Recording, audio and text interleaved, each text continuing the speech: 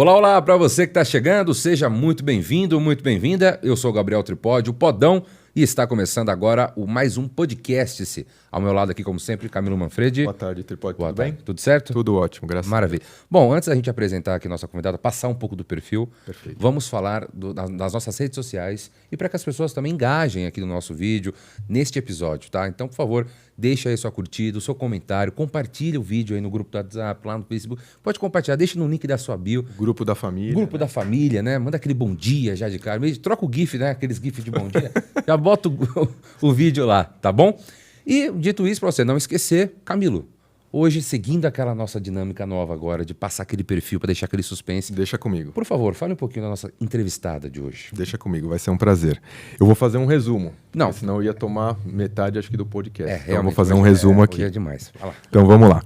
Ela é fundadora da Latam Scale Up, que é uma empresa de consultoria para empresas focadas em inovação que querem expandir negócios para a Europa e responsável pelos prêmios Latam Edge Awards e Brasil Tech Awards. Conselheira pelo IBGC, coordenadora do Conselho Consultivo do Instituto Geração Soul, membro do Conselho do Museu da Pessoa Caramba. e fundadora do Grupo Casa, empresa especializada em estratégias de comunicação para a indústria da inovação, com filiais em Londres e Nova York. Fundadora da Latam PR Network, que reúne desde 2007 10 agências independentes na América Latina. Caramba, hein, meu? Pô, Isso é só um resumo. Isso é só o resumo. Isso é só um né? resumo. Pois bem, então vamos falar desse resumo e um pouquinho mais, né? É isso aí. Senhoras e senhores, recebam hoje aqui no podcast Sandra Cínico.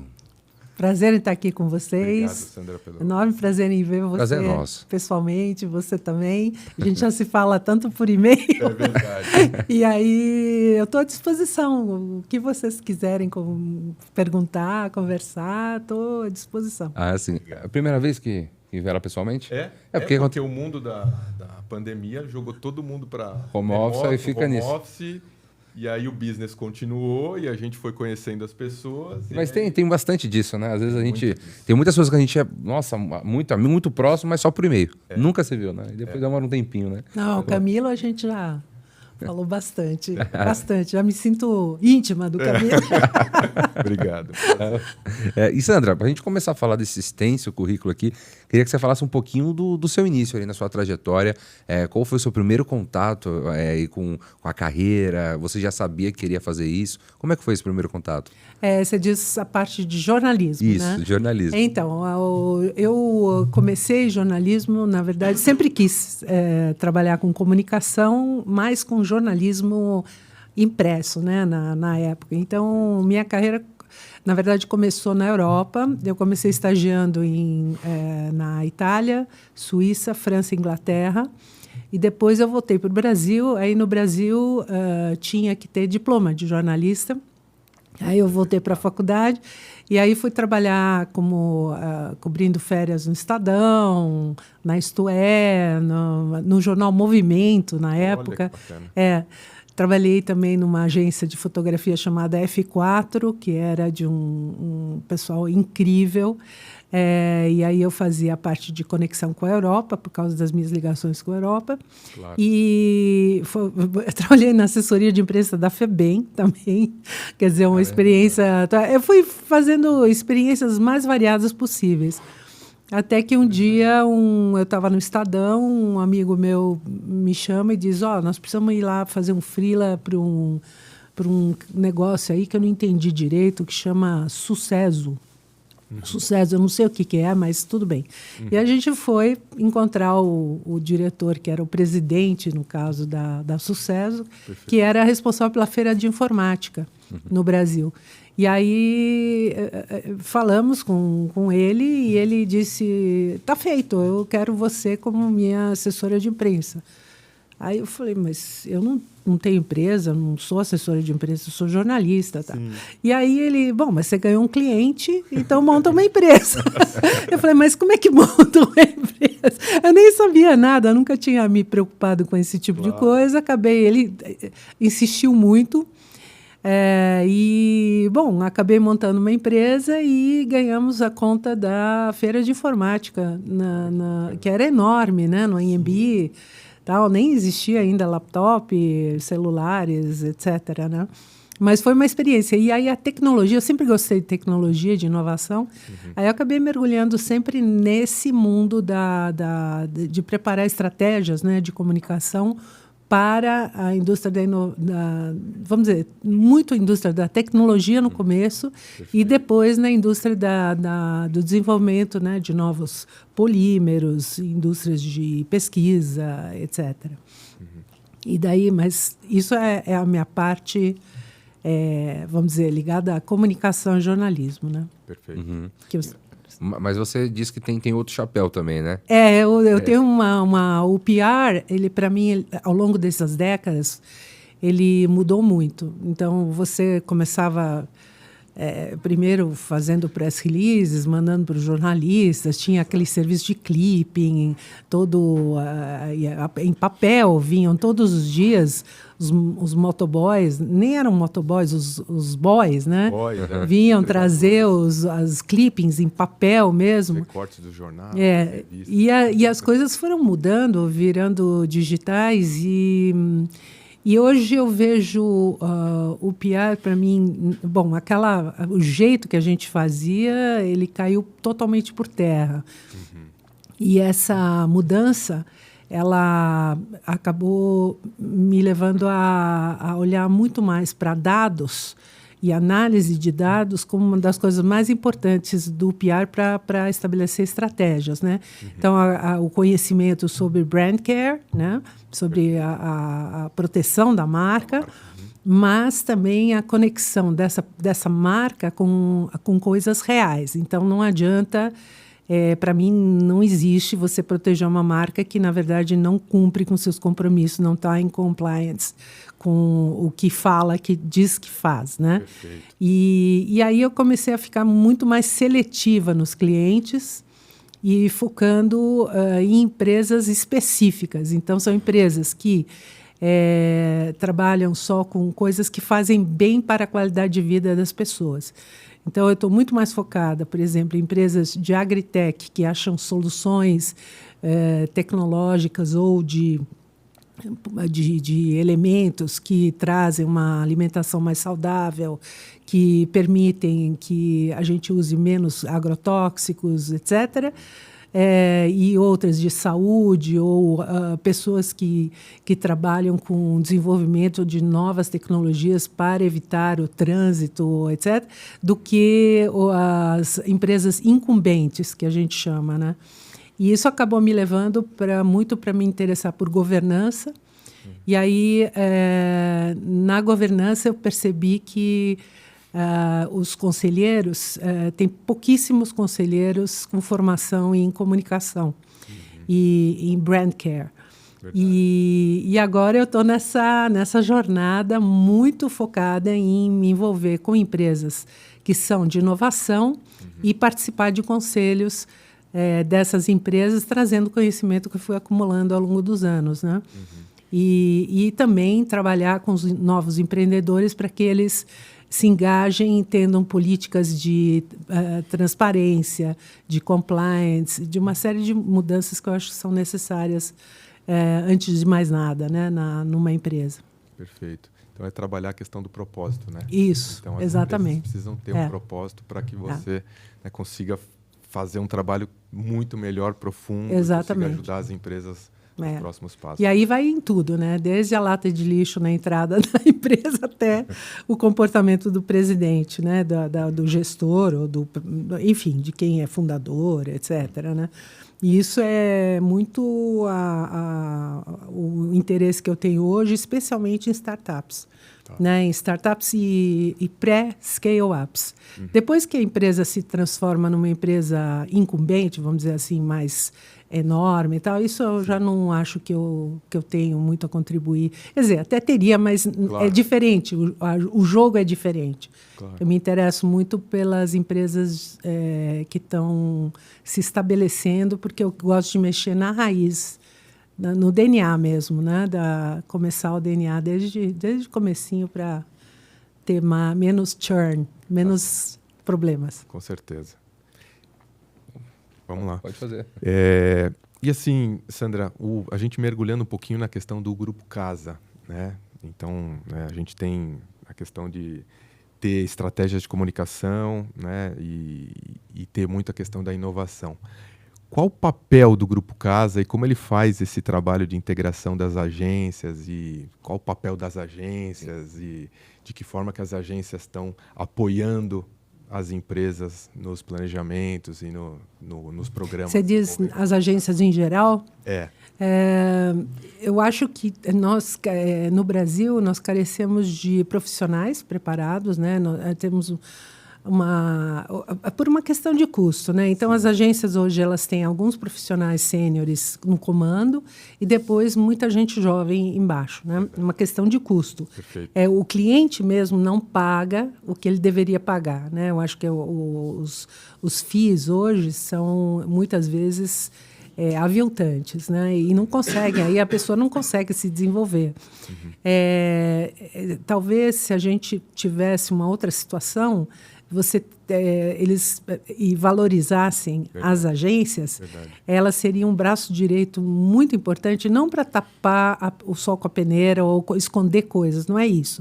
É se envolver na questão da solução de problemas de comunicação, sejam internos, externos, etc. Mas resolver mudando, né? Resolver interagindo e tendo seniority para poder falar no mesmo nível que um presidente de empresa.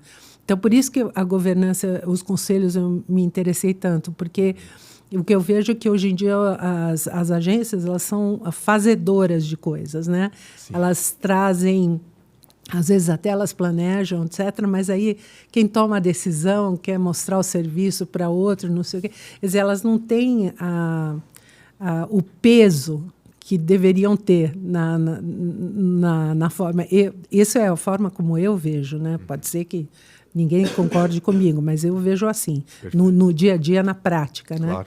E aí se joga, por exemplo, para profissionais que estão despreparados ou muito jovens, que não têm a experiência para poder enxergar o que vai acontecer lá na frente, decisões muitas vezes que poderiam ter sido evitadas. Sim. Às vezes o contraparte que está lidando com você, da empresa, é tão jovem que ele não consegue nem entender o que a agência está propondo.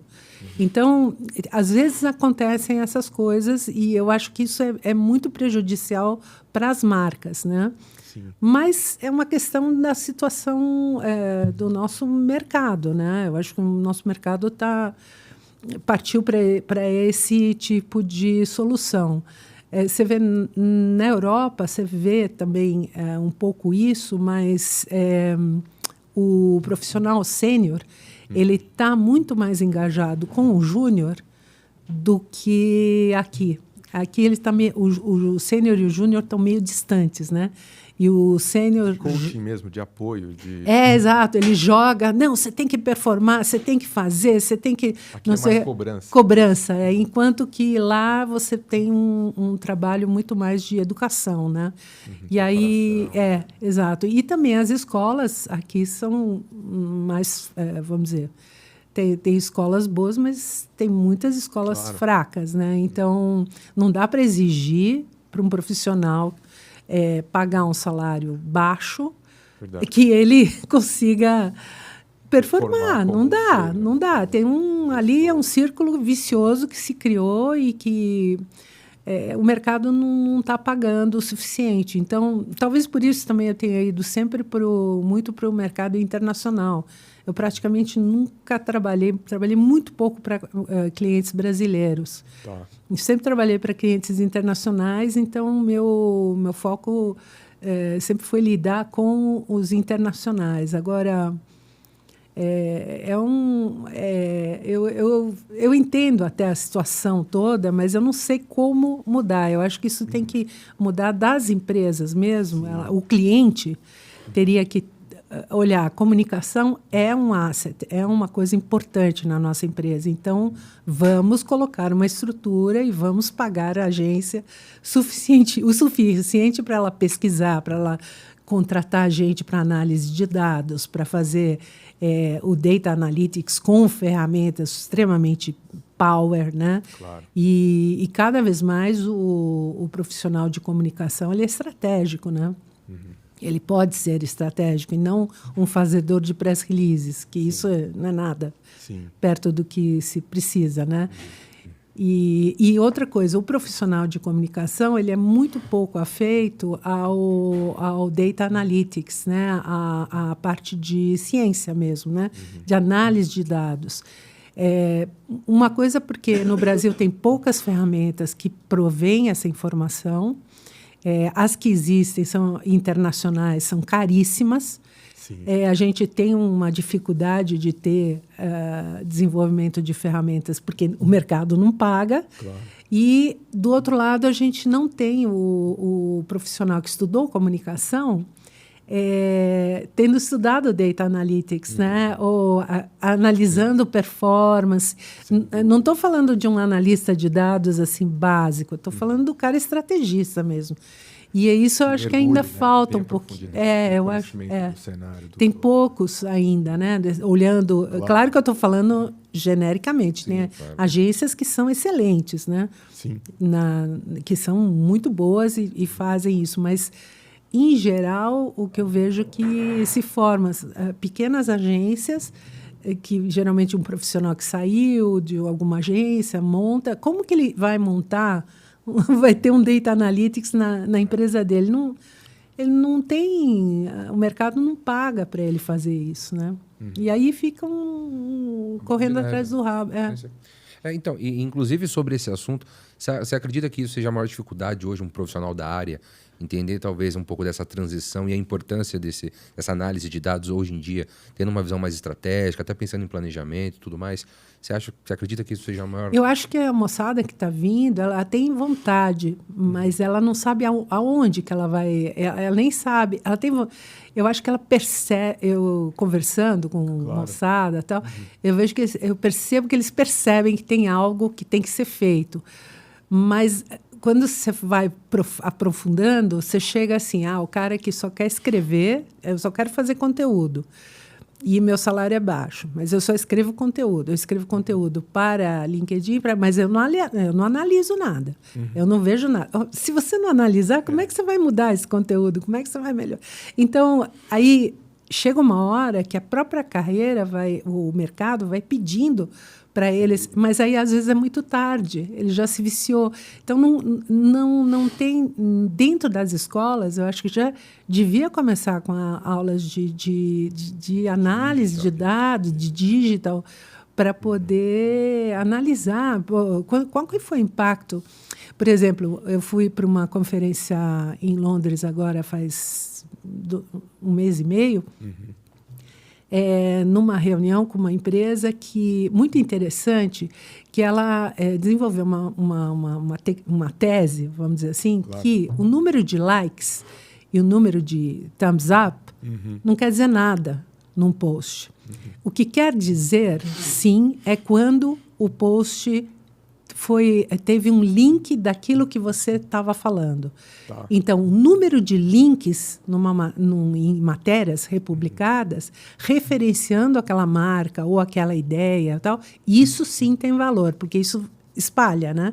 Então, eles fizeram uma medição, eles têm uma ferramenta e criam a medição. Perfeito. E aí a gente descobriu, vendo naquela palestra, muito interessante, que os veículos, entre os 10 maiores meios de comunicação que impactam o mundo, você tem o The Guardian, tem New York Times, que impactam o mundo. Eu estou falando, impactam até o Brasil. O Brasil copia matéria.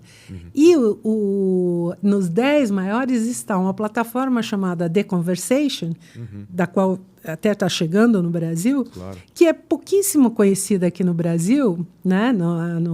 E que, no entanto, ela está em 7º lugar.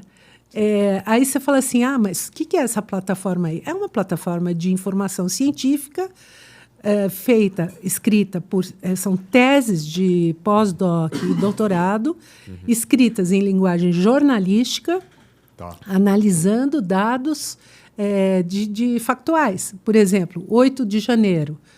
Aí tem um cientista brasileiro que escreveu sobre isso em linguagem com um jornalista e publicou isso. Isso foi republicado em Londres, Nova York The Conversation UK, Estados Unidos, Austrália, tal. E dali repercutiu no The Guardian, New York Times. Tá. Entendeu? Então é isso que fonte de informação ele mede isso. Então essas mensurações eu não vejo aqui sendo feitas dessa forma. Lá já se faz isso há algum tempo.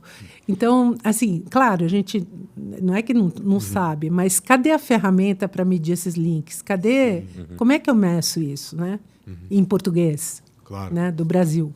Claro.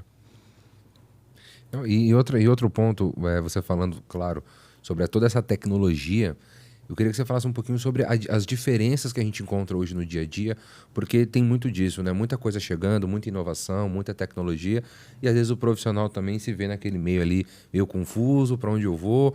Pô, eu gosto de escrever, mas eu às vezes não enxergo a importância de analisar aquilo, até para eu entender aonde que eu devo pontuar, onde que eu devo melhorar, onde eu devo atuar de melhor maneira. E eu queria que você falasse um pouquinho sobre essa percepção que você vê sobre essas transformações digitais, sobre essa inovação, a tecnologia que vem chegando, sabe? Eu acho que o profissional, assim, posso estar errada, mas eu vejo que o profissional, ele vai cada vez... Ele não precisa escrever, né? Escrever, ok. Ele escreve, se ele gostar de escrever um livro, uma coisa assim, até... Mas essas ferramentas, ChatGPT e outras, elas estão aí para ajudar a performar mais rápido, né? Só que ele precisa saber perguntar as coisas, fazer as perguntas certas. E, ao fazer as perguntas certas, analisar o impacto dessa informação depois nos canais onde ele disseminou aquela informação.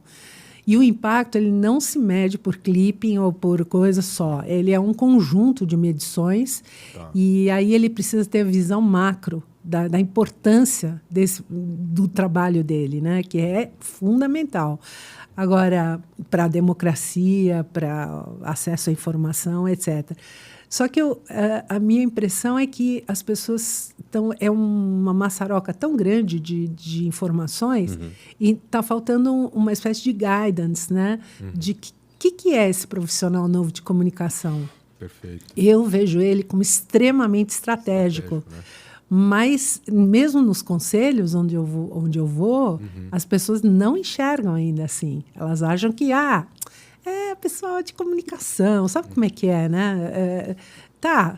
Resolve lá, publicidade, comunicação, mas o que importa mesmo são as contas, né? Finanças. Eles não medem os impactos de um erro de imagem, de um trabalho mal feito, né? Ou de um impacto negativo no caixa. Deu um problema, resolve lá, pelo amor de Deus, mas dá prejuízo, muitas vezes. De números errados. Né? Exatamente. E cada vez mais, né? Porque as empresas vão ser cada vez mais chamadas a ter responsabilidade sobre o que postam, o que falam, né? Sem dúvida. Não é só o produto que está com defeito, não é disso que eu estou falando de coisas mais graves. Sim. Né? É porque acho que tem um pouco do relacionamento, da relação de comunicação com comunicação interna só. Só que a gente sabe que a comunicação não é só a comunicação para os colaboradores da empresa. Tem tudo que envolve a comunicação, que está desde a responsabilidade de divulgação de resultados financeiros a entendimento de tudo que estão falando de você, né? Como estão falando de você, se o que estão falando é o que você espera. Né? Qual que é o... Porque concorda? tem uma espécie de buffer, né? Então, Sim. Tem uma margem que você está dentro dessa margem de segurança. Agora, como é que você calcula essa margem? Que alguém sabe me dizer, se eu perguntar para um profissional de comunicação hoje, como é que você calcula o seu buffer de segurança? Qual que é? Ele vai falar, o que é isso? Do que você está falando? Eu escrevo press releases. Tá, tudo bem, mas você está preocupado? Enfim, você está olhando que tem acontece depois, press release, né? E o ChatGPT daqui a pouco vai escrever. Você vai dar informação, ele escreve. Daqui a pouco vai acontecer isso. E aí, o que você vai fazer? Você vai ficar desempregado? Vai ficar maldizendo a vida, etc. Não, tem uma grande oportunidade da gente ter profissionais valorizados dentro de uma área que é uma perna da empresa que é fundamental, mas que até agora apareceu como acessório. Então, deu uma crise, corta o marketing, corta a comunicação. É né? verdade. Mas não, agora eu acho que isso tem que mudar. Tem que mudar, né? E Sandra, lendo os seus artigos, e os bons artigos, né? E assim, o que eu percebi assim, muito é que você é uma pessoa que está muito preocupada, além, né, do histórico e como chegamos até aqui, olhar para frente, como estamos hoje e o que vem para frente, né? E uma pessoa preocupada em adaptar o seu modelo e adaptar as realidades da atuação e tal com o que vai acontecer para frente.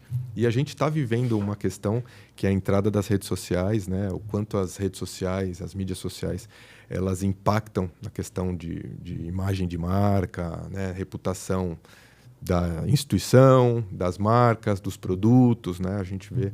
E a gente também tem a imprensa, que também, né, tem todo um movimento em relação à questão da credibilidade, de tudo da imprensa.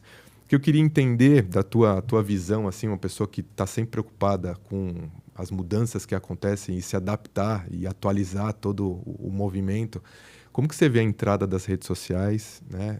Qual é o impacto das redes sociais em relação à questão, se ela hoje atrapalha a imprensa ou se é uma coisa conjunta, uma combinação, se as empresas elas precisam estar preocupadas com as duas coisas, precisam olhar a imprensa para X variáveis e eu também preciso ter um contato próximo com as redes sociais para também trazer informações importantes. Como que você está vendo esse movimento? Então, as redes sociais, para mim, elas deram voz para um monte de gente que também não é necessariamente faz curadoria ou faz elas.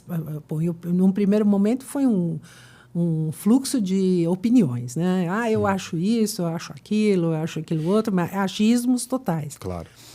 Tem redes sociais como o LinkedIn, por exemplo, onde você vê gente muito boa escrevendo coisas que não são publicadas na imprensa, mas se encontra no LinkedIn, por exemplo, que são muito, muito boas.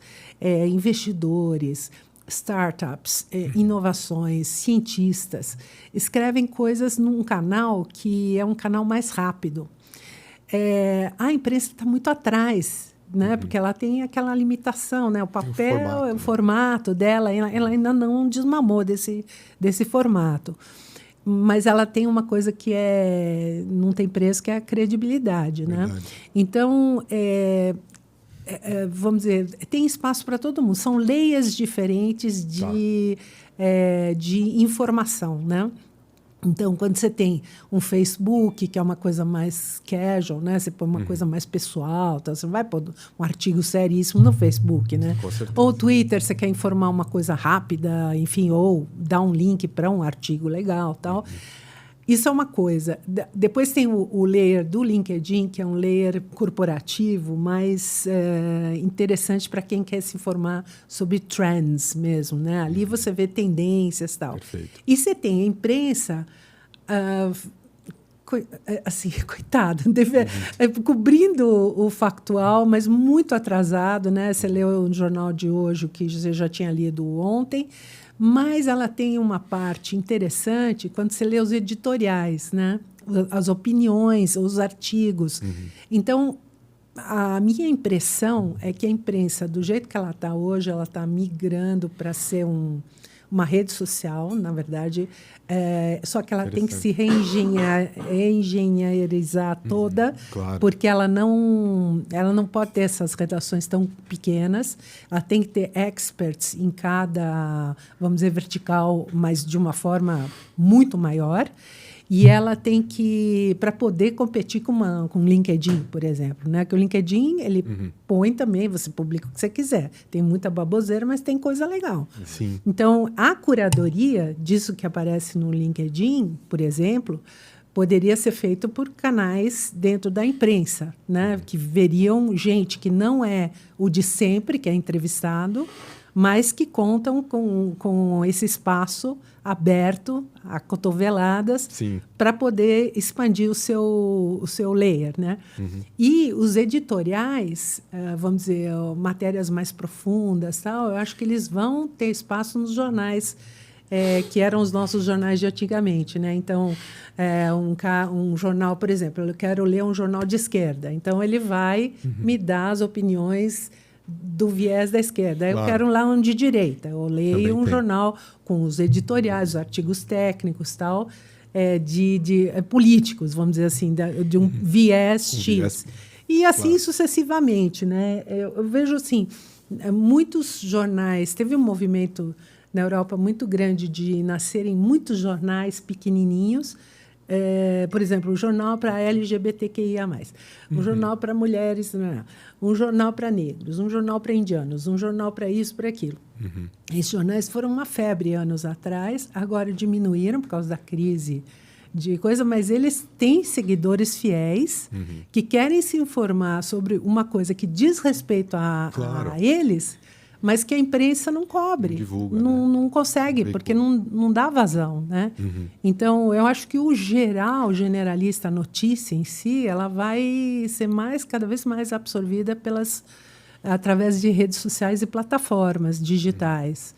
E o impresso ele vai ficar cada vez mais, na minha opinião, mais profundo, com artigos de fundo, uma coisa mais assim, que você lê e fala, puxa, legal, isso daqui me trouxe uma visão diferente e tal. Mas aí você precisa ler com calma. Papel. Perfeito. É diferente, mas o papel vai diminuir, né? Mais ainda. Mais ainda, né? Eu acho, não sei. É. Pode ser que eu esteja enganada, mas essa é a minha impressão.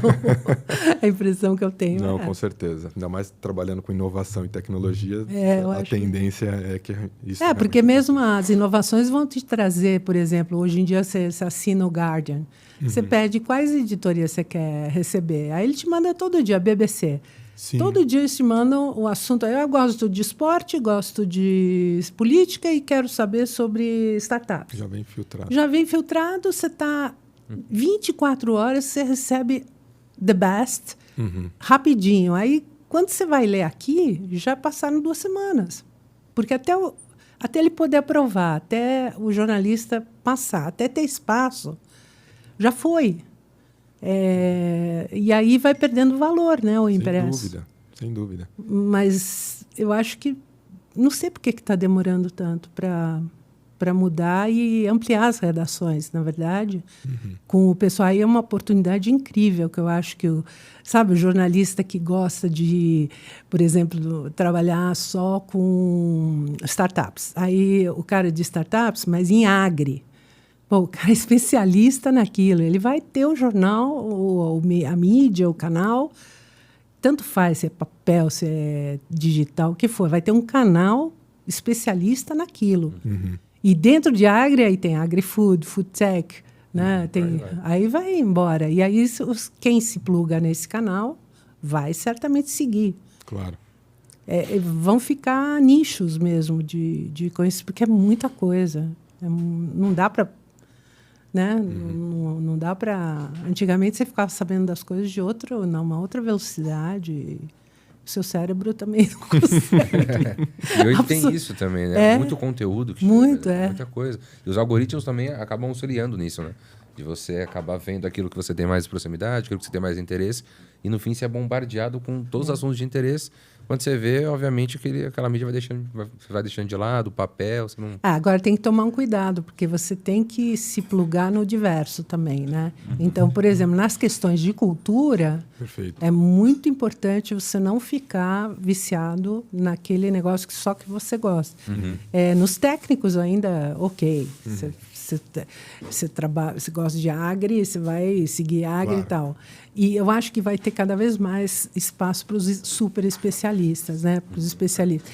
Mas na questão cultural de modo de vida, tomar cuidado com essas bolhas. Ainda mais os algoritmos todos... Não, isso é terrível.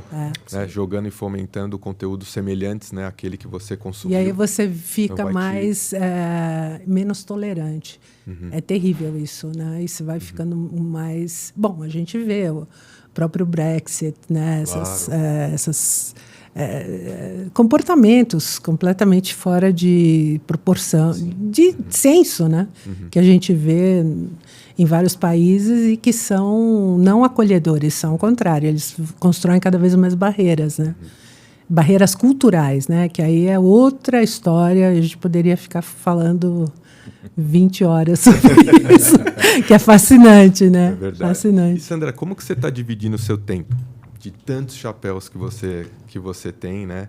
Tanto questão de instituição de ensino, né? Questão, né? Que tem uma aqui, a questão Instituto Geração Soul. Então, eu vi, e aí eu estava olhando o site, e aí eu vi uma das marcas lá, é a Restock, e a minha esposa trabalha no grupo, né? Agora eles mudaram, saíram de Restock, viraram Veste. Né? Olha. A minha esposa é a diretora de RH. Olha, que legal. E aí eu estava lendo, então, de todos esses chapéus, como que você se divide? E aí você ainda participa de evento, então você estava em Londres, aí depois você vai para Nova York, São Paulo, como que você está se dividindo? Então, o meu foco sempre é mais inovação, né? Vamos dizer, o Grupo Casa é uma coisa que vai indo, né? Claro. Se toca, né? Tem uma demanda, o pessoal toca e tal. Mas o meu foco hoje, minha vibe, assim, se eu quiser falar, que eu gosto, que eu estou apaixonada, é um negócio que ninguém acredita. Mas que eu preciso falar que é o seguinte, eu, ao longo dos anos, fazendo o Latam Edge Award, que é esse prêmio para startups, que a Grupo Casa UK fez, né? Prêmio para startups querendo expandir para a Europa e Ásia, né? Eu percebi que o nosso nível de global mindset é muito baixo, latino-americano. Tá. Então, junto com a Birmingham Enterprise Community, nós criamos um programa para aumentar esse global mindset, essa percepção de que é ser uma empresa global, como que você monta uma empresa global.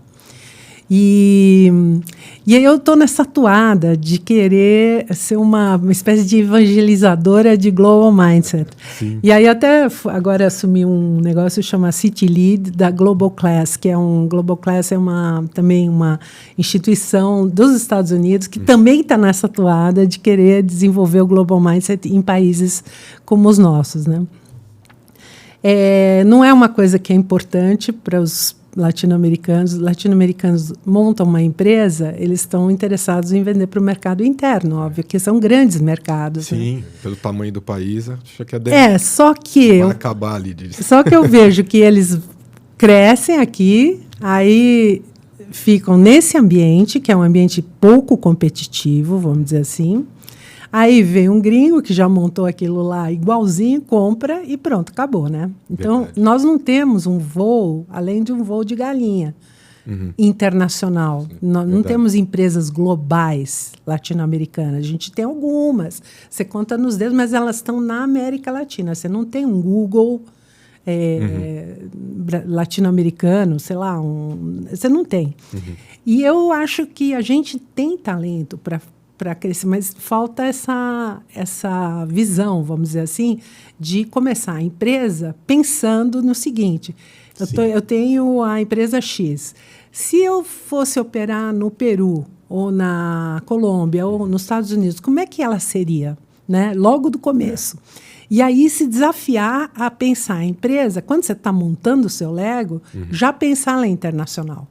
Isso muda totalmente a forma de você gerenciar a sua empresa, inclusive em talentos. Sim. Você começa, então eu poderia contratar um alemão, poderia contratar um inglês, poderia... Mas como que eu gerenciaria essas... Né? Essas diferentes culturas. Desafio é totalmente diferente. Você sai da zona de conforto, né? Sem dúvida. E eu estou nessa toada, infelizmente, então é isso que está tomando mais meu tempo. Discussões e conselhos, né? Então, os conselhos... de empresas que são fascinantes para mim, né? Então, uma empresa, por exemplo, da área de embalagens que quer acabar com o isopor nas embalagens. Tá. Então, eles fazem embalagens, nós vamos anunciar esse mês, a gente tirou 25 milhões de embalagens de isopor do mercado, produzindo embalagens feitas de polpa de papel e banana. Lá no Vale do Ribeira. É uma empresa que está crescendo muito. É biodegradável? É tudo biodegradável e não só isso, ele absorve os líquidos do alimento, né? Então, por exemplo, um alface embrulhado no isopor... Dura mais, né? Dura mais, exatamente. No produto dura mais. Exatamente. E aí, a luta, o que é? Mudar esse hábito nos departamentos de compras das empresas grandes, né? Do Carrefour, sei lá, dos vários empresas. E aí é muito legal, porque isso vem crescendo e estão sendo feitos testes agora para a agricultura também, para sementes com a polpa da banana do papel. Então, tem várias coisas assim que são muito interessantes, muito desafiantes. E aí eu estou me dividindo nesses projetos, assim. Isso que para mim é a minha paixão, assim, agora, hoje em dia. Que bacana. E o que vem mudando no conselho, Sandra? O que você vem percebendo de mudança ou de necessidade de mudança nos conselhos das empresas? Né? Ter mais pessoas que mergulhem mais nas causas da empresa ao qual você é conselheira ou conselheira, ter especialistas para ajudar as empresas nos novos desafios. Como que você vê? Os conselhos antigamente eram umas caixas pretas, assim, fechadas, onde tinha o rei, o amigo do rei, etc., né? Todos os príncipes, né? Sim. E agora, com a internet, isso muda. A internet, a gente vê que ela horizontalizou as estruturas, né? Então, você pensa em rede, não mais em pirâmide, né? E aí, isso está começando a impactar os conselhos. E a gente está começando... No IBGC, tem discussões sobre isso. Tem até um grupo que chama Conselhos do Futuro, para discutir exatamente como será que vai ser o conselheiro do futuro. Então, eu acho assim, vai demorar um pouco mais. Os conselhos precisam ter diversidade. Não dá para ter só homens brancos, héteros, etc., dentro de um conselho. Não dá. Depois da diversidade, eles precisam chegar na base da empresa, né? Interagir, ter mais sinergia com as coisas todas, não só lá de cima. Não só com os resultados financeiros. Exato. E o balanço, né? E eles precisam ter revezamento, né? Você precisa revezar os participantes do conselho e ter dentro do conselho gente que não reza pela mesma cartilha. Assim, reza por defender o DNA que ele acredita daquela empresa, mas não a mesma, que falam opiniões divergentes, que tenha o contraditório. Ele é muito bom, porque ele te leva a pensar e a achar outras soluções. Então, eu acho que os conselhos vão passar por uma revolução. Eu estou fazendo um teste em uma startup, a gente colocou um conselho de brasileiros, né? Certo. Mas eu convidei um inglês para participar do conselho. E aí, a diferença cultural é chocante. O jeito que o cara pensa, que ele estrutura o raciocínio dele. Com então, certeza. A gente está fazendo um protótipo, é um chacoalhão. Mas é um protótipo. É uma tese que a gente tem de ter boards internacionais, por exemplo. Como será que funcionaria isso para startups, né? Ou para scale-up? Estamos tentando fazer. Tem um problema do idioma que é grande, né? Esse é um problema grave. Também as escolas no Brasil precisavam, né, investir em inglês, né? Mas é fascinante enquanto negócio. E outra coisa que eu quero fazer é uma pesquisa sobre o índice de Global Mindset nas startups no Brasil. Eu gostaria muito de saber qual que é o nosso índice. Então, nós estamos trabalhando nisso. Então, muito são esses desafios. Muito bacana. Assim. Você sabe que eu estava num evento no comecinho desse mês, né, é uma empresa onde o diretor de marketing é meu amigo, estudou comigo na faculdade, e ele é cliente nosso hoje, né, de um dos nossos produtos. E a empresa chama Atlantic Hub e ele faz a internacionalização das empresas brasileiras para Portugal Sim, para a Europa, eu conheço. Sim, começando por Portugal. Então tem o Benício, tem o eu não conheço eles pessoalmente, mas eu acompanho o que a Atlantic, porque a Latam Scale Up é isso também, só que é para a Inglaterra. Perfeito. Então eu acompanho, sim, o trabalho deles. E aí eu estava no evento deles e eles falaram muito isso, né? A questão de... sou uma empresa brasileira, estou trabalhando, conheço o mercado brasileiro, eu acho que o que eu tenho aqui serve para Portugal ou serve para a Europa. E eu não fiz nenhuma pesquisa para entender o comportamento do consumidor. Então, por exemplo, aí eles estavam dando um exemplo de uma empresa de açaí que achou que o açaí que é consumido aqui no Brasil seria consumido da mesma forma em Portugal. E ele teve que adaptar o produto depois de 3, 4 meses, senão ele teria que voltar, porque não tinha dado certo. O português não consome o açaí daquela forma. Então, ele teve que transformar o produto mais para sorvete, para poder fazer... Mas ele podia ter evitado todo esse churn aí e feito... Então, é esse o problema. O problema é que a gente roda a bicicleta e troca a roda no meio do caminho, né? Sem parar. Isso é um problema. Isso é cultural nosso e é com isso que eu venho lidando também. Exatamente. Eu acho que nós não vamos mudar isso tão rápido, porque o nosso mundo é instável aqui, né? Então, a gente sempre tem que, rápido, tomar uma decisão. Mas a gente vai precisar planejar um pouco mais, porque senão a gente gasta muito errando que poderia ter evitado, né? Sim. Mas você acredita que seja a maior dificuldade hoje, dentro desta área, a maior dificuldade seja essa, de você ter um entendimento que é importante, você abrir um pouco a sua cabeça para isso? Começa do início. Quando você monta uma empresa, como é que você monta uma empresa aqui no Brasil? Você pega um demo lá, um template, né, que tem um contrato, e aí você manda para o contador, não é isso? Mas não está escrito lá todos os propósitos da empresa, o DNA, o que você se compromete. Isso, por exemplo, é aceito na junta comercial, em todos os lugares, tudo bem. Na Europa não é assim.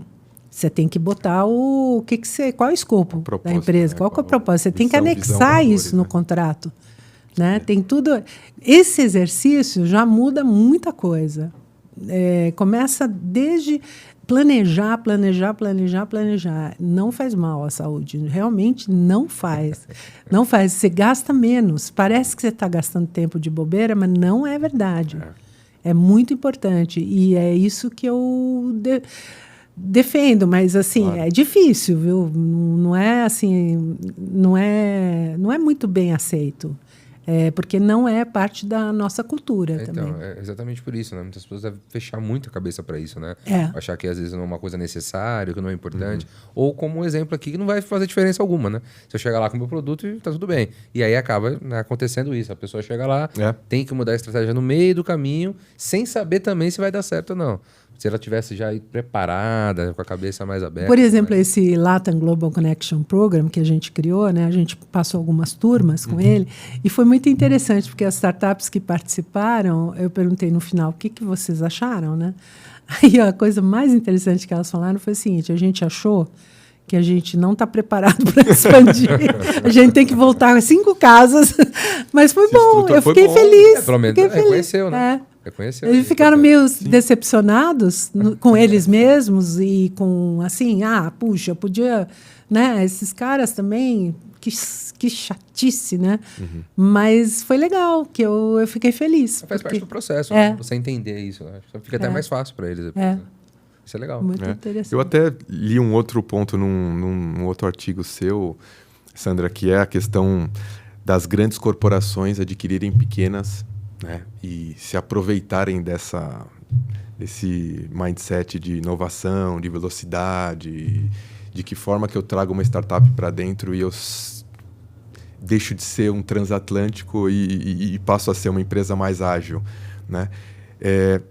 Na tua visão, assim, e vendo o trabalho interessante que você faz com as startups, qual a importância de uma startup, como uma empresa grande, né, na tua visão, deve aproveitar a entrada de uma startup, de não matar aquela startup que está entrando ali com muitos processos, com muita burocracia, com distanciamento daquele fundador, aquele criador, aquela pessoa pensante que é a primeira pessoa a ser demitida quando a startup vem para dentro de uma corporação grande.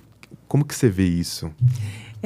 Bom, primeiro, o fundador de uma startup, ele tem uma fase, muitas vezes, ele dura pouco. Porque quando entra um investidor, etc., ele não é a pessoa correta, muitas vezes, para fazer o crescimento da empresa estruturado. Porque ele nasceu com aquela ideia, ele é apaixonado por aquilo. Então, cada CEO tem sua fase, né? E isso cabe também ao conselho ajudar esse tipo de coisa. É difícil você ter um CEO que fica o tempo todo, né? Na questão do Open Innovation, né, que é a empresa grandona que abre uma concorrência, né, e vem as startups para ajudar com uma solução X, tem um confronto aí de culturas, né? E aí eles... não sei, na minha opinião, eles não deveriam viver juntos no começo, né? A empresa grande deveria subsidiar ou ajudar, etc., mas com muito cuidado para deixar aquele DNA fluir, né? Perfeito. Talvez não no mesmo local, inclusive, né? Em locais separados. E tem algumas, né, que fazem locais totalmente separados, tal. Depois, quando a startup provou seu MVP, né, passou, né, começou a ter clientes e tal, aí é outro problema, que é qual cuidado que você tem, a que horas você põe a mão naquele negócio e de que jeito, né? Então, cada caso é um caso. Na verdade, não dá para fazer um pipeline de startups, mesmo que seja na mesma área, e decidir, é aqui assim. Você entra, você põe a sua inovação, a gente vota aqui ou ajuda você e tal. Nós temos tanto de equity e depois que você der certo, aí a gente realiza, vende para o mercado e tal. Esse é o nosso fluxo. A maioria das empresas faz isso, tal. Sim. E dá muito churn, né? Dá muita mudança, né? De pessoas, etc. e tal. Eu vi outro dia uma experiência também de um cara lá na Espanha, muito interessante, que é o contrário. Ele busca a ideia, ele busca no mercado. Aí ele vê que, sei lá, você botou uma startup interessante, que me interessou. Está dentro do meu core e tal. Aí ele vai lá e te propõe o seguinte, eu fico com 90% da sua startup, você com 10%. À medida que você for crescendo, eu vou te dando mais 10, mais 10, mais 10, até chegar a 50. Tá. É a inversão, reverso, né? Perfeito. Só que você tem que me provar que você... Mas eu te ajudo. Eu fico com 90, mas eu faço todo o seu marketing, eu faço a gestão junto com você, eu te ajudo a crescer, eu sou seus músculos. O que você tinha de problema, de achar, resolver o fluxo de caixa, né? Deixa comigo que eu vou cuidar. E ele vai indo e vai levando essa startup até ela virar madura e depois eles decidem se eles vendem ou não. É diferente do modelo do Shark Tank, por exemplo, que é um percentual pequeno. Isso. Né? É totalmente diferente. Eu achei muito interessante também. Então, assim, tem milhões de modelos e, na verdade, milhões de ofertas e milhões de formas de fazer. Não tem uma forma certa, né? Mas o que eu vejo assim que é muito importante é o CEO, o cara que fundou, ele ser respeitado, né? Claro. Na sua individualidade e tal, para ele manter o time muito unido, etc. E o VC, ou a empresa, quem for investir, ficar muito de olho na personalidade desse CEO, na relação dele com sócios, ficar de olho no time, porque geralmente é ali que dá a complicação. E aí, às vezes, põe a perder todo o negócio, né? Perfeito.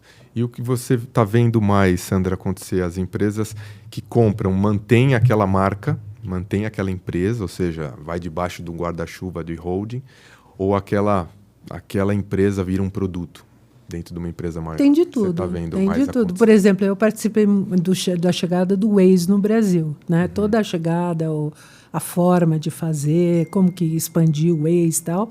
E depois ele foi comprado pelo Google, que era meu ex-cliente. Que eu também fiz, né? Foi a primeira agência do Google. Então, o Waze, a nossa uma hora, assim, a gente ficava muito tenso de que ele sumisse, né? Que ele virasse um Google Maps, sei lá. E não, o Google manteve o Waze. Então, deixou a marca viva, né? Tem outras que a marca some, ou vira um white label, depende do negócio, né? Cada caso é um caso. Eu acho que não dá para generalizar mesmo. Porque é um mundo muito rico também, né? Sim. Muito... E também tem muita fusão, aquisição. Muda muito, né? É verdade. Não, e vocês falando aqui, eu estava pensando, claro, é um debate muito interessante, porque de fato, realmente, o mundo vem acontecendo bastante essas trocas, né? Mudando muito. E aí, no fim, sempre tem um ponto que eu gosto de bater bastante, que é essa questão de gestão de pessoas, né? De você olhar para o outro, olhar para a equipe, e quanto isso é importante para a reputação da empresa, para você ter um porta-voz, para você também estabelecer conexões mais firmes, mais duradouras. E eu queria que você falasse um pouquinho sobre essa visão de gestão de pessoas, até mesmo, e o que isso emplaca lá fora. Qual a importância disso de dentro para fora. Numa empresa em geral, incumbente e tal, uma empresa... A gestão de pessoas, ela é fundamental, né? E uma coisa que eu acho que é importante é manter as pessoas, o time por mais tempo, né? Criar uma cultura da equipe, né? De ter a possibilidade de ter essa cultura, seja ela a equipe trabalhando distante ou pessoalmente, tanto faz. Mas também quando um bom gestor, e isso eu estou pegando do Uri Levin, que acabou de lançar um livro até aqui no Brasil, que foi o cofundador do Waze, que quando você vê que uma pessoa não está adequada para aquela função, a melhor coisa que você faz para ela é demiti-la rapidamente. Verdade. Né? 30 dias já demite. Porque você faz um bem para ela e um bem para outras empresas que eventualmente tenham espaço para ela em uma questão. Porque as pessoas realmente precisam trabalhar contentes, né? Sem dúvida. Se elas vão para o trabalho e que é um peso, etc., eu acho que isso não tem longa duração. O impacto na produtividade é grande. Né? Agora, os RHs também estão mudando muito, né? A gestão de RH, né? Antigamente, ele cuidava de benefícios. Era departamento pessoal. Exatamente, né? Hoje, não. Hoje, o RH é muito sofisticado, né? E também tem Data Analytics, né? O RH. Ele também tem... Nossa, é impressionante como mudou. Né? E os profissionais dessa área de gestão de pessoas, eles são fundamentais na empresa, né? São assim, críticos, né? Especialmente em empresa de serviço, né? São fundamentais. Você percebe a mudança do RH quando você vê que tem business partners ali. Tem pessoas, né, dentro do RH que são o parceiro da unidade de negócio, de uma marca, né, ou de uma unidade. E aí você vê também o RH participando das reuniões, né, executivas, né, com voz ativa. Então, é exatamente isso. A gente percebe aqui, Sandra, também as áreas de comunicação ganhando bastante força. Né? Então, a gente tinha muito aqui no começo a comunicação escondidinha debaixo do marketing. Né? E a gente começou a perceber, conversando com as pessoas, que a comunicação está ganhando um espaço e até virando uma diretoria. Isso. A diretoria de comunicação ligada direto ao presidente e o presidente com indicadores, né, ligados na meta variável dele, ou seja, a questão do indicador de reputação lá na variável do próprio presidente da empresa. Então, mas ela não está ainda no conselho. Ainda não estão, mas eu acho que a tendência é essa. A tendência é essa, né?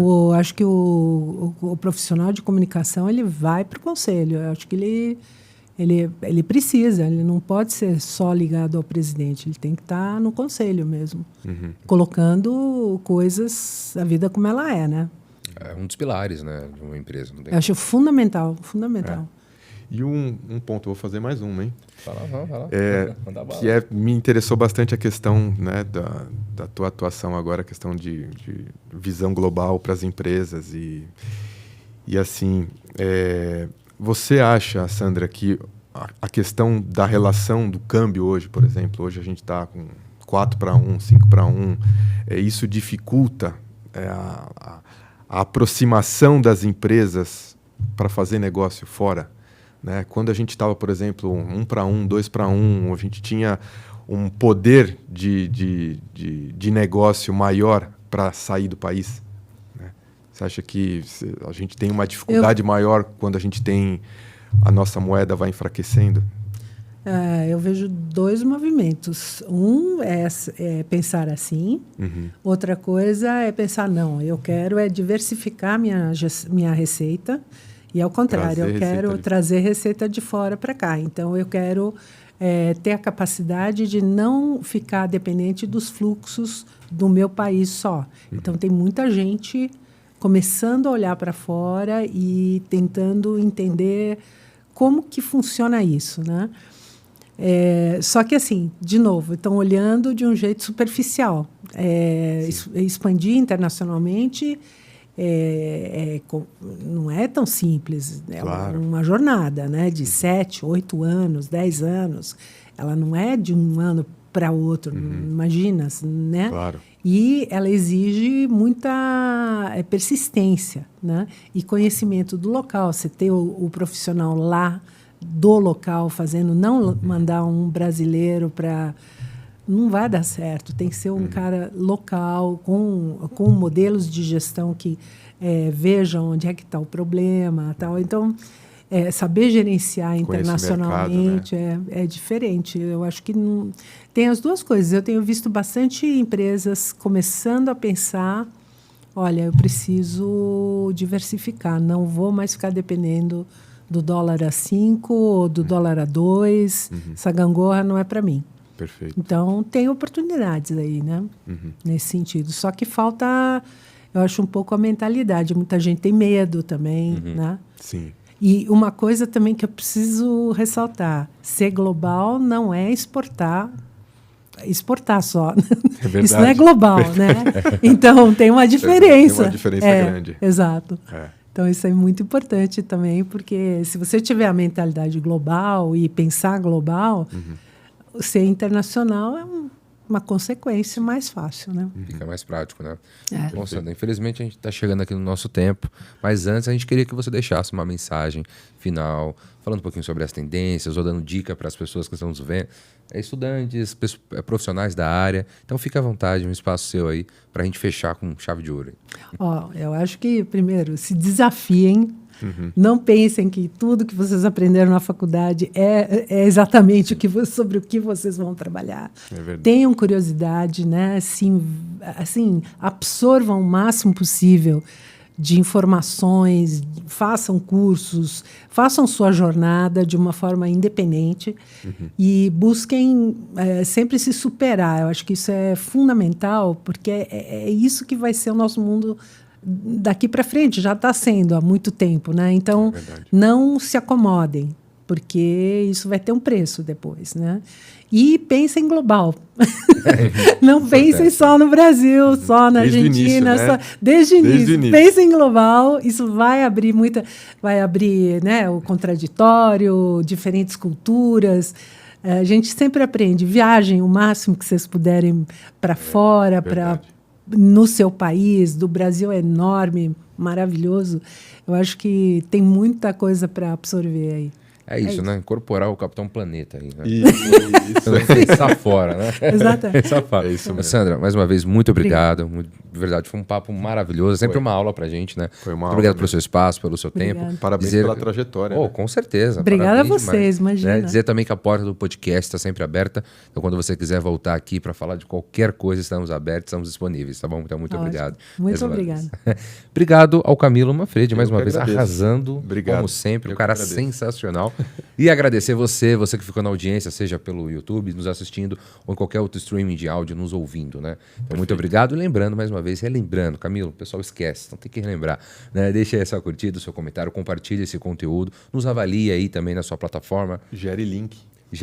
Com certeza. Gere É link, importante. gere Ó, exatamente, falamos disso hoje, então já aplique na prática aí, tá bom? Vamos pensar um pouco fora da caixinha.